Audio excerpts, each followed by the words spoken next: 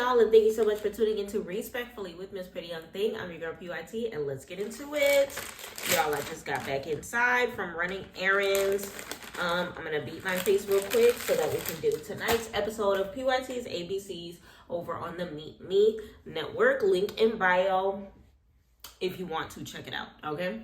So that being said, of course, a couple nights ago, we had our latest episode of Baddies. I want to say it was episode 12, if I'm not mistaken. And as far as the episode itself, honestly, it didn't have a lot going on. So I can actually take this really quickly while I do a quick beat to my face. And yeah, not a lot that we have to discuss. So let's go ahead and just jump into it. So that being said, if y'all could do me a favor and please like this video, leave me a comment, subscribe, turn your post notifications on, and don't forget to send this video to a friend and let them know that PYT is in the building, okay? So that being said, this episode itself, the most boring episode we have had on Baddies thus far, okay? It literally had nothing going on. Literally just a bunch of empty dialogue. Them stepping out to Wildin out. More empty dialogue, and then them going to the club. The most interesting part about this episode was the next time on Baddies clips, okay? But regardless, I'm going to do my due diligence to kind of sort of go over it the best that I possibly can, and we can kind of sort of just go from there, okay? So that being said, the episode starts off with Natalie talking to the OGs. She called, I want to say it was Jayla, Scotty, and Rolly over, and they kind of sort of discussed the fact that they're going to be heading over to Wildin Out. Rolly kind of sort of gave the girls the rundown on her sit down with Slim, telling them, that Slim is going to be her assistant, her runner, her slave, whatever you want to kind of sort of verbalize that into, and nothing new there. They're going to go to Wildin Out. They're extremely excited, okay? So that being said, then we basically go over to the newbies, and I want to say it's Emma, Jasmine, Big Lex, and Pretty P. They're sitting, and Lex is basically talking to Jasmine about the baddie chain situation. So if you recall correctly, when it came to the baddie chain situation, Lex did not get one. Lex thought she was going to get her chain. Scotty voted for Lex as well as Jasmine. But Jasmine voting for Pretty P to get her chain kind of sort of took the limelight away from Lex in this situation. All that back and forth for Ivory, wasted, basically. A big old waste of time. So that being said, remember, Lex was trying to give it to Pretty P or whatever the case may be. So Jazz was trying to give it to Pretty P. So Lex was basically telling her that she felt like it was taking the limelight off of her. Like, if you didn't feel like you deserved it, she basically said in her confessional that she should have just gave it to her, which I 100% agree upon that. Why would you stick a whole nother name into the mix when all you had to do was say, I appreciate your vote, Scotty, but just go ahead and give it to Lex. She deserved it. I think the episode would have been a whole different situation had that been the way that the cookie crumbled. But this is Baddies. So, of course, they got to throw a winch in the situation, and that's just what it is, okay? So, that being said, after that, Ivory basically ends up, they go into the skein with Ivory, DTB, and Tinkerbella. And Ivory basically tells DTB and Tink that it was messy for them to move the names in the first place. She said that she didn't want to spaz out. They had her looking crazy regardless. And honestly, I can understand it from her perspective. I sincerely do. I just simply feel like she took it from 0 to 3,000. And by the time the ladies were trying to rectify it by telling her the truth, she didn't even want to believe it when the truth was right in front of her. Like, Natalie said it a million times. Like, it was me, I'm sorry, whatever the case may be. Like I said before, I feel like how Natalie said it wasn't necessarily believable. She said it like she was trying to take blame for somebody else, when in actuality, girl, you the one that did it. And now nobody wants to believe that you did it, because it's not, you're not seen as the type of person to, for some reason, create the drama, even though that's kind of your job as one of the executive producers. But it is what it is. So Tink ends up asking Ivory if she wants to keep fighting Lex for the principle of it all, whether or not she feels like she lost and she's trying to redeem herself. Ivory has the audacity to say that she feels like she's never lost against Lex.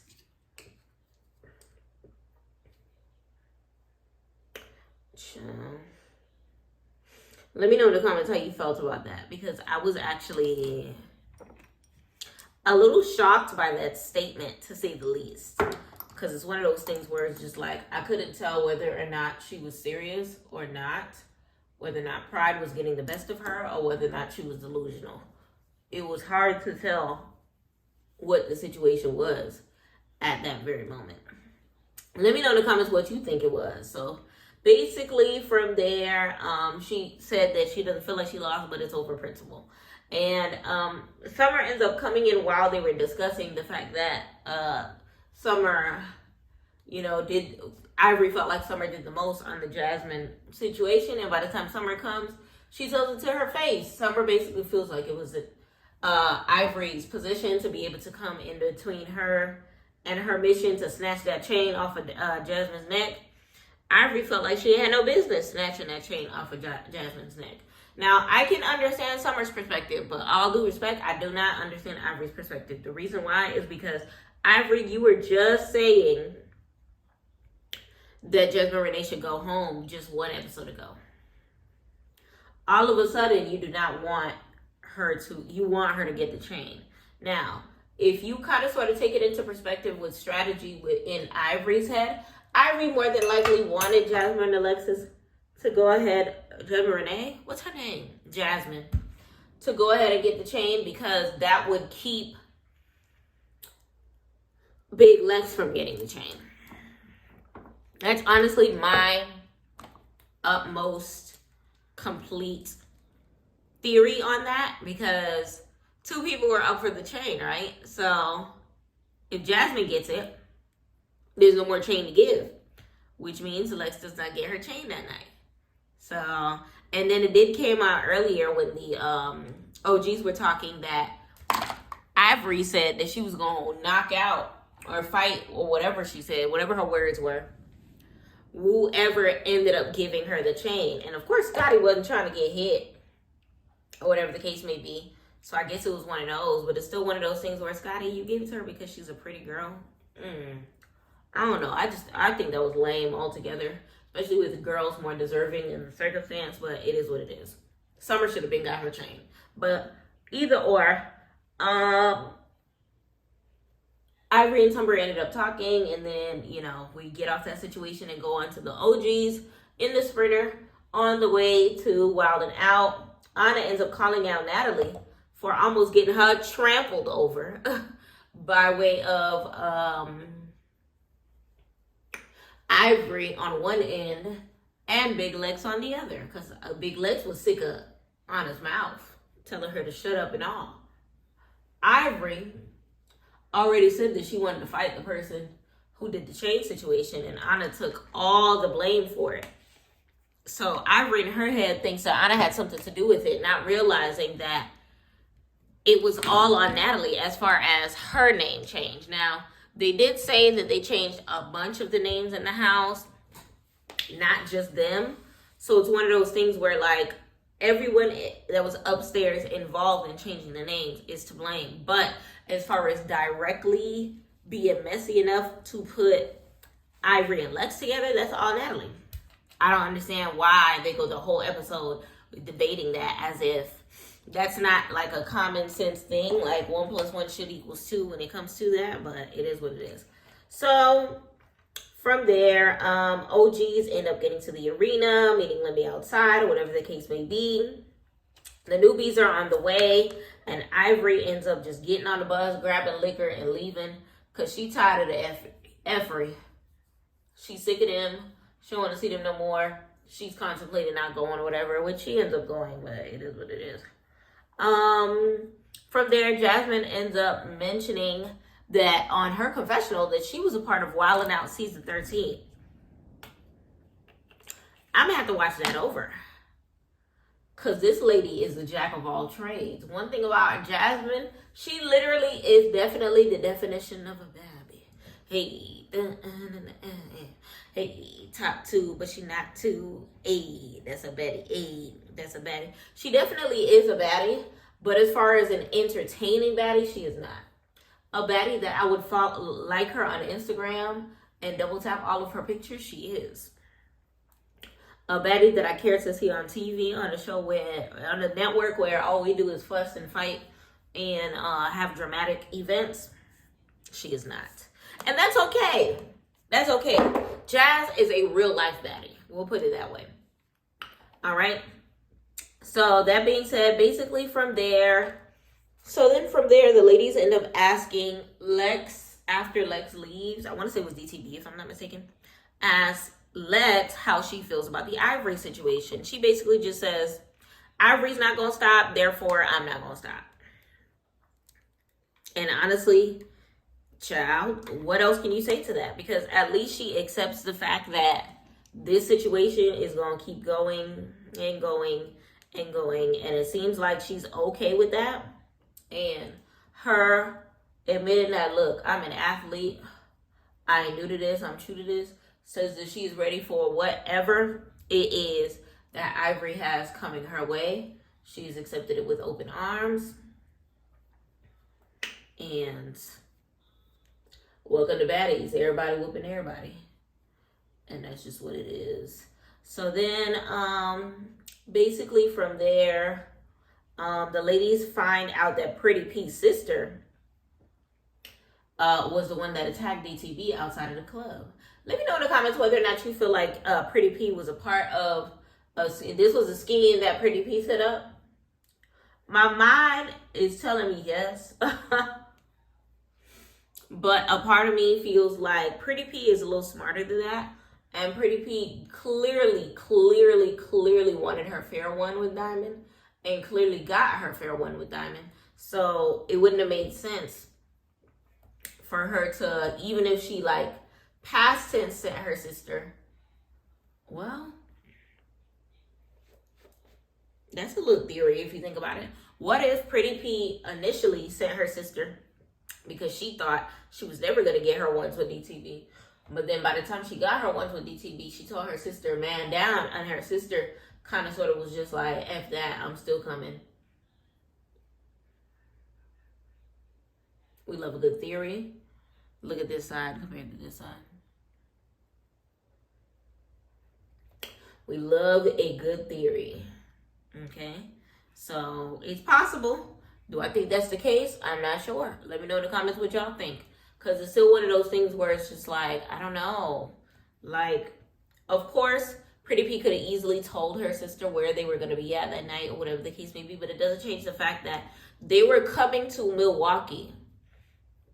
They're in Chicago right now. The next city is Milwaukee, which is where Pretty P and her sister stay at. So it's like, what sense does it make to get arrested in a whole city over, to drive all of them hundreds of thousands of miles just for them to be in your city the next week or in the next couple of days or whatever the case may be? All of that wasn't making any sense to me. So let me know in the comments what your theory is when it comes to the DTB / Pretty P sister P, if you may, situation or whatever the case may be. So then from there, Pretty P already said that she didn't send for her or whatever the case may be. And then the ladies end up practicing on the Wildin' Out stage. If you pause the camera while Jasmine, what's her name? Jade and Alexis is practicing, her booty is aggravating. Like, I've never seen such an irritating silhouette. Like, I'm not even joking. Like, she is shaped like a question mark. She's shaped like a question mark. Like, there's no other way to say it. Like, Biggie has every reason to talk about her off the side of her neck. She really do. Because Biggie at least is woman enough to love her body in its truest form. Jaden ain't in no position to ever body shame a Biggie. Respectfully. She isn't. She isn't. So either or, they do their practice or whatever. While they're practicing, newbies end up coming. From what it looked like, it seemed like only the OGs and what do you call them? The special guests. It seemed like only they got an opportunity to perform on the stage or whatever the case may be, which would make sense. It would make sense. And then on the same platform is where Natalie ends up getting her new baddie chain. Remember, this is the same baddie chain that ends up getting stolen towards the end of the season. Did it get stolen before the end of the season, or did it get stolen during the season, or did it get stolen on her way back home from recording the season? That I have no idea. It would depend on the timeline. I guess we gotta kind of sort of just wait and see if that becomes like a topic of discussion or whatever the case may be, which it might, because we still have yet to record the reunion. Okay, so then from there, the ladies practice. It was showtime. The ladies end up performing. Jade and Alexis ends up performing. Who else performed? Biggie and Tasiki end up performing. What's the word? What we doing? Look at the way that I'm moving. Off the dome. Reposado. Hey, feeling like I hit the lotto. Hey, I'm here for that song.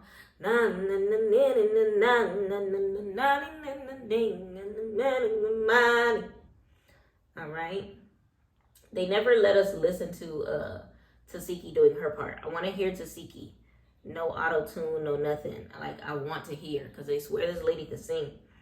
But I have not heard her voice on a track without auto-tune, so I want to hear her live. Okay? Respectfully. No shade.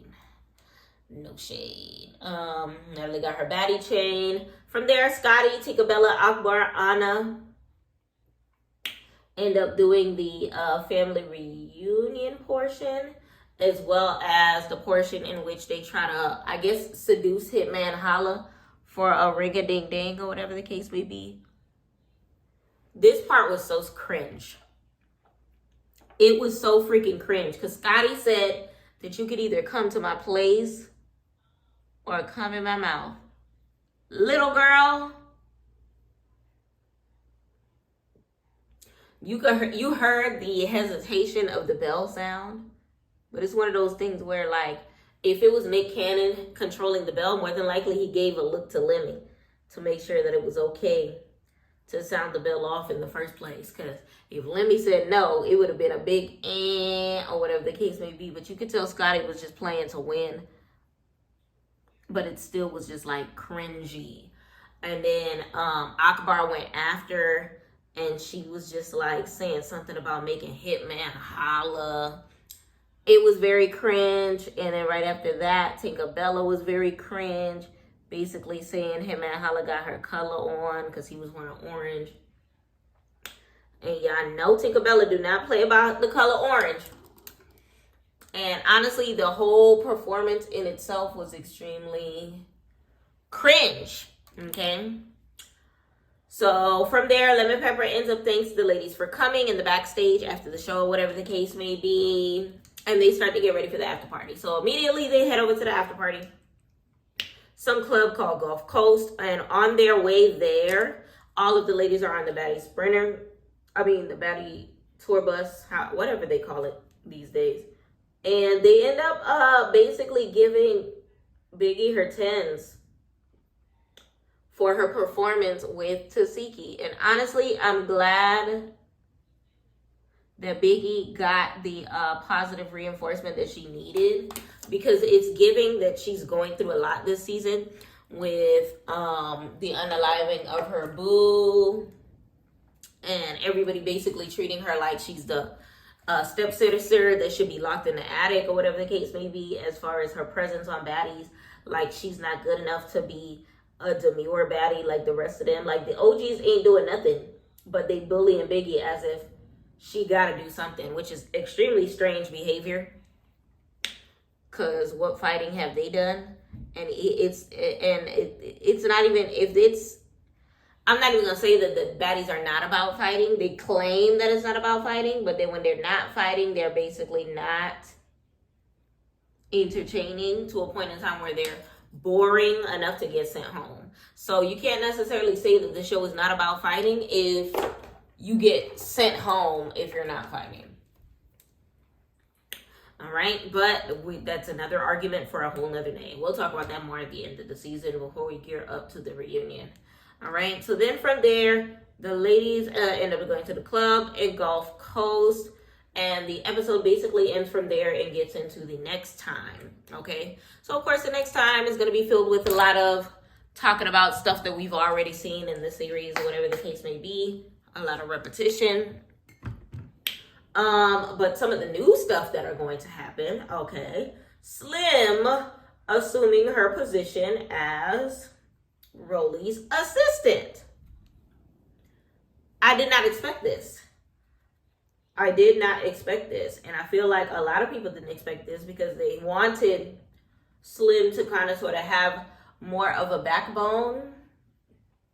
But I think it's one of those things where Slim is playing her cards correctly, because she might just end up punking Rolly, which will end up in them fighting again. But then at the same token, she's still going to end up on the show.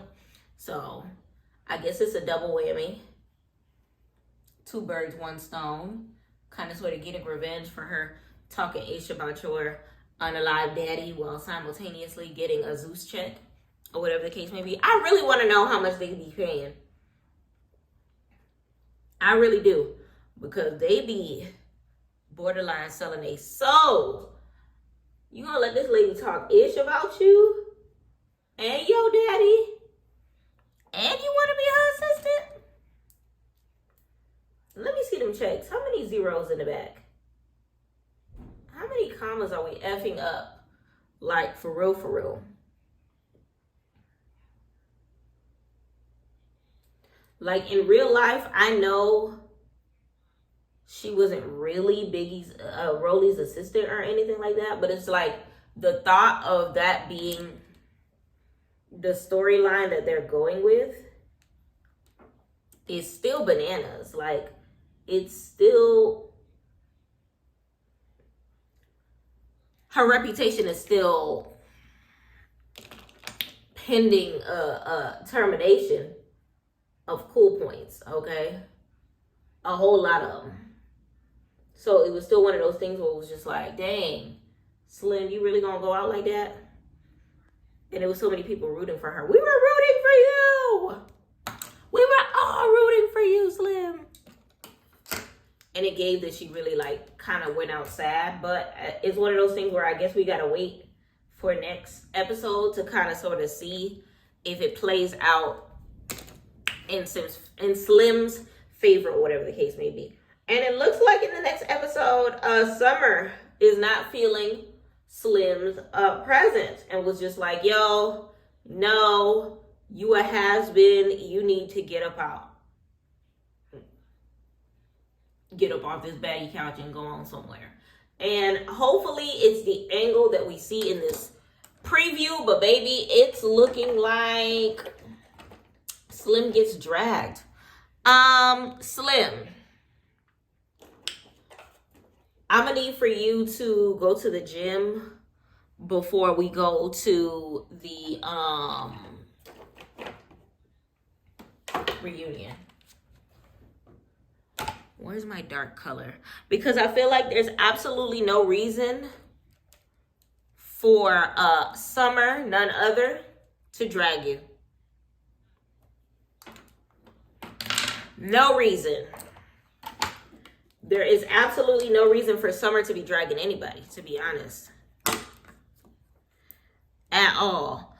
Because Summer ain't even that big. I know Slim ain't that big, but this is the same Slim that done fought the lions and tigers and bears by the likes of Krishan. This isn't the first time that she's fought Rolly. Like, I feel like, I don't know. And it's crazy because she gained weight.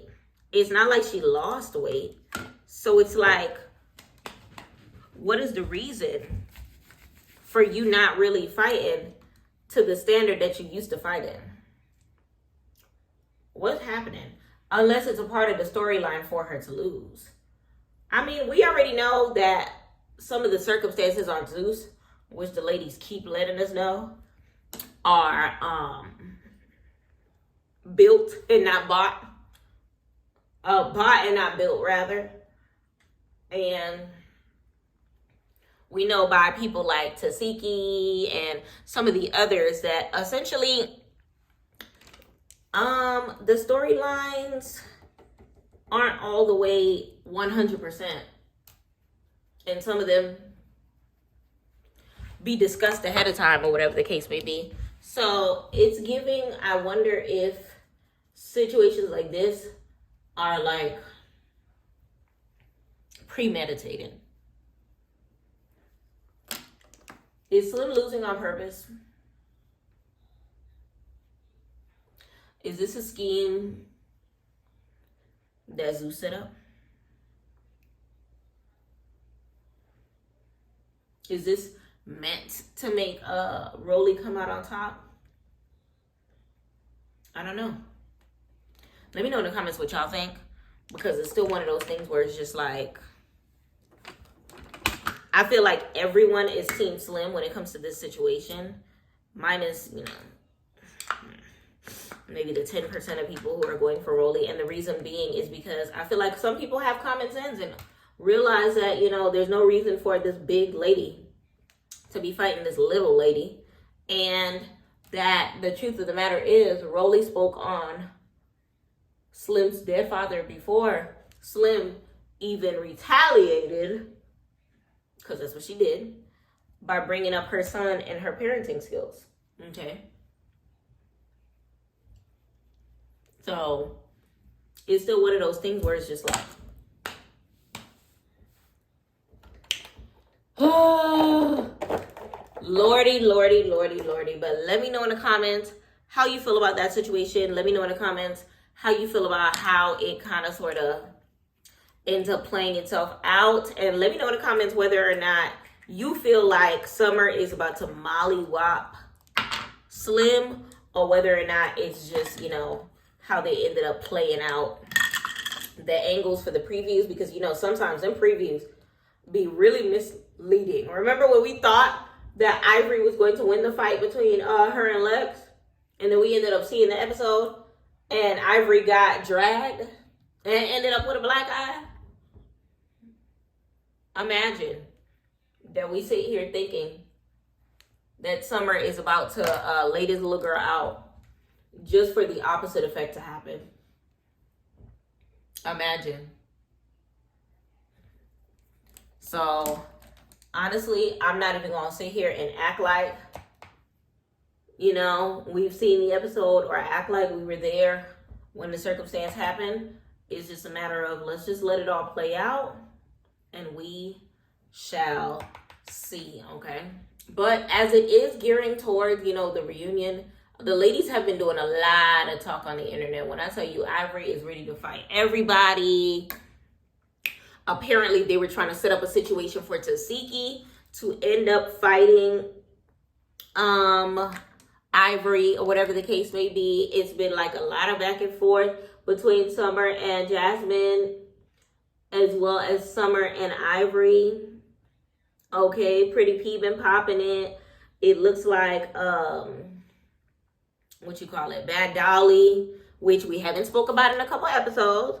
It's seeming like Bad Dolly must be getting back to health, because the way she's popping her ish on the internet, like she's ready to fight all of these ladies, her hit list is very interesting.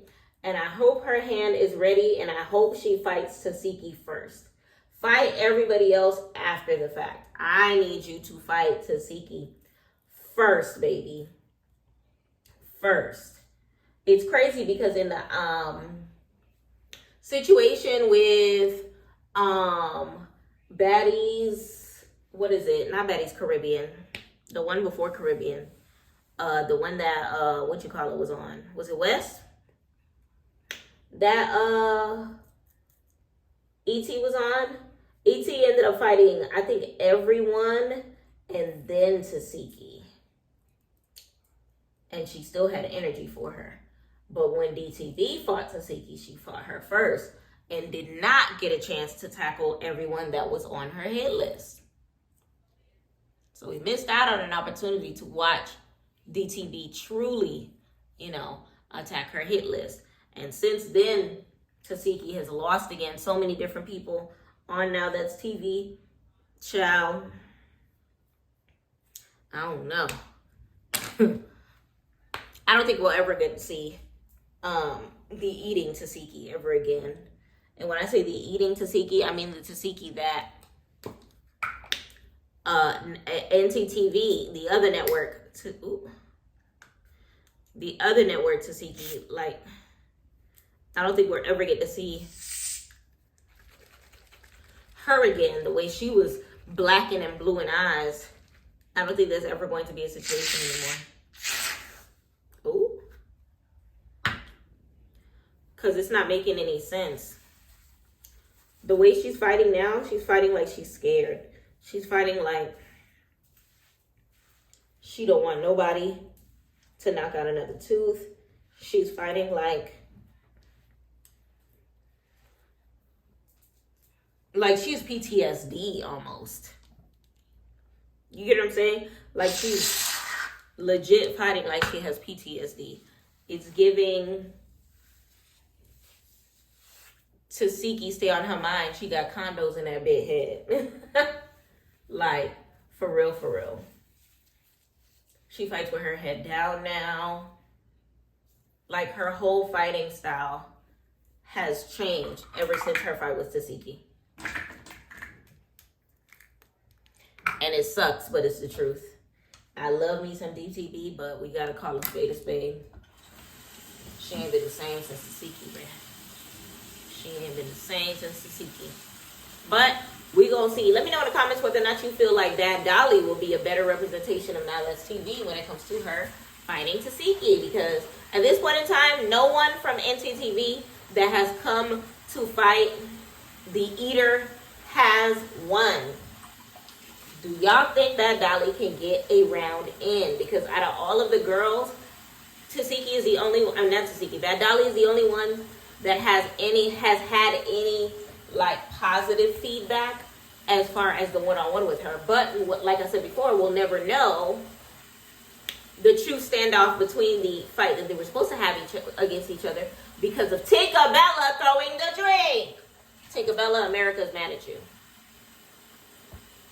But nevertheless, if they end up getting to stand off at the reunion, let me know in the comments who you think will win, okay? For me, it's kind of hard to tell. I'm just now getting in tune with Now That's TV, so I haven't yet seen the shows that contain Bad Dolly. So I don't know her fighting style. I haven't seen her, go head to head with anybody as of yet. So it's one of those things where we're going to have to wait and see. Only shows that I've seen so far is Deja Vu, and she wasn't on a season, any of the seasons of Deja Vu. So I can't really speak for Bad Dolly or what to expect about her. I mean, she fought Tasiki really good blind. And she claimed on the blogs that Tasiki's hits was basically pillows, claiming that she barely felt them and that only one hit to the forehead was felt by her or whatever the case may be. So it's one of those things where, child, we gonna have to wait and see. All right. I did a really clean look. Should I even put on lashes? I low-key think that I'm cute like this. I'm not gonna hold you. Let me put on a little lip gloss and see how I'm feeling. Hello, motherfucker. I think I'm gonna line the lip just a little bit, just to give it a little feel. And then I'll go from there. But yes, y'all, the episode wasn't giving really much. There wasn't much for me to work with, but I kind of sort of wanted to spread it out as best as I possibly could for the sake of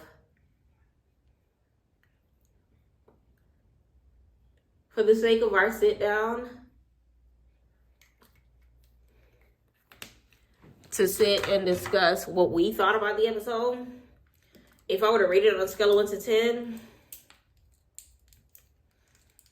it wasn't giving. Like, it wasn't giving at all.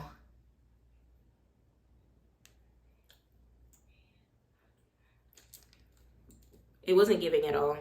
Like, I'm not gonna hold y'all. It was honestly a bit of a waste. It was honestly a bit of a waste. And when I say that, it was basically just a filler. Next week looks like it's giving way more than this week is giving.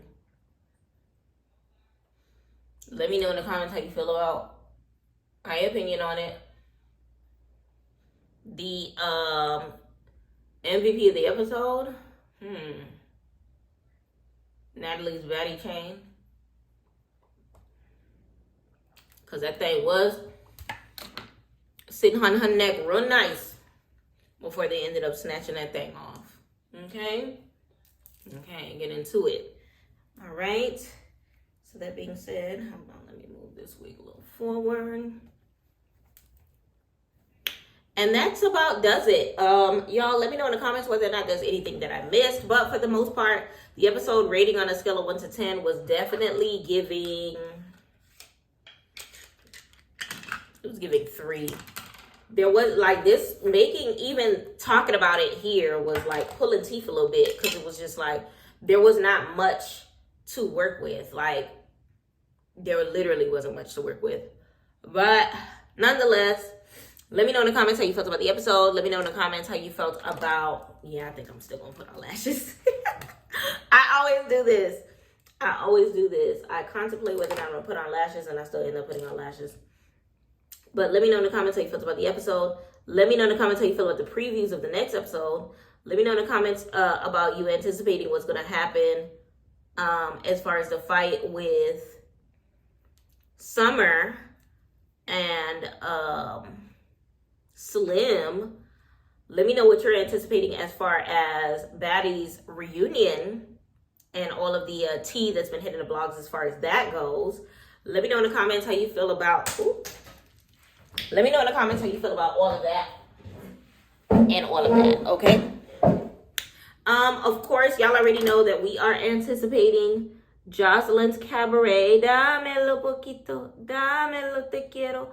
I am super excited about Jocelyn's Cabaret, which is supposed to be next weekend, this upcoming Sunday.